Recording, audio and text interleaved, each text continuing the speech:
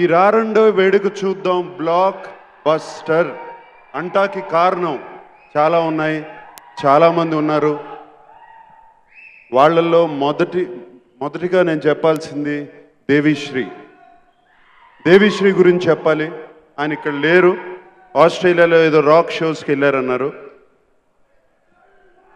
నాకు దేవిశ్రీ ఎప్పుడు అంటూ ఉంటాడు, ఆయన కెరియర్ స్టార్ట్ అయింది మన్మధుడు సినిమాతో అని. అండ్ అలాగే ఈ సినిమాలో కూడా చాలా చాలా మంచి పాటలు ఇచ్చారు. కళ్యాణ్ కృష్ణకి చాలా బాగా రాస్తాడు, క్యారెక్టరైజేషన్ స్ట్రాంగ్ క్యారెక్టర్స్ చేస్తాడు. అండ్ నాకు బంగారాజు క్యారెక్టర్ ఇచ్చినట్టే ఈ సినిమాలో ఇందా చైతన్య అన్నట్టు భ్రమరాంబ క్యారెక్టరు చాలా స్ట్రాంగ్ క్యారెక్టర్. అలాగే చైతన్య క్యారెక్టర్, శివ క్యారెక్టర్ కూడా ఒక ఆల్రౌండ్ క్యారెక్టర్గా చేసి చాలా చాలా బాగా రాశాడు కళ్యాణ్ కృష్ణ.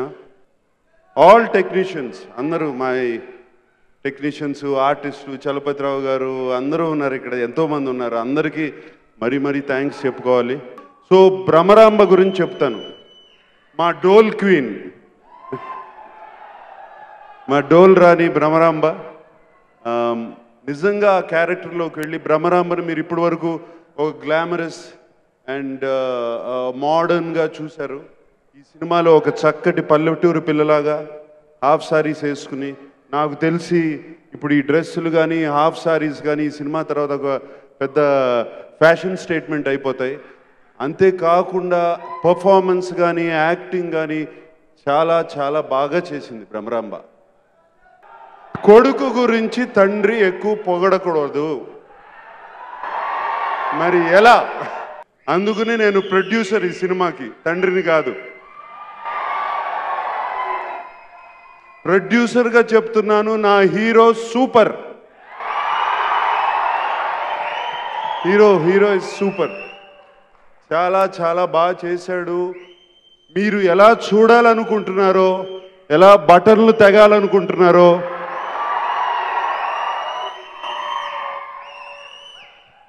ఎలా నేను అప్పుడు హలో బ్రదర్ సినిమాలో ఎలా ఓపెన్ అప్ అయిపోయానో అలా ఆల్ రౌండ్గా కంప్లీట్గా చేశాడు నాగ చైతన్య. అండ్ మీరు ఆ సినిమా చూసిన తర్వాత ఒక కొత్త నాగ చైతన్యం చూస్తారు, అతనితో ప్రేమలో పడిపోతారు. My hero super. ఇప్పుడు మళ్ళీ వస్తున్నాము, మళ్ళీ కొడుతున్నాము,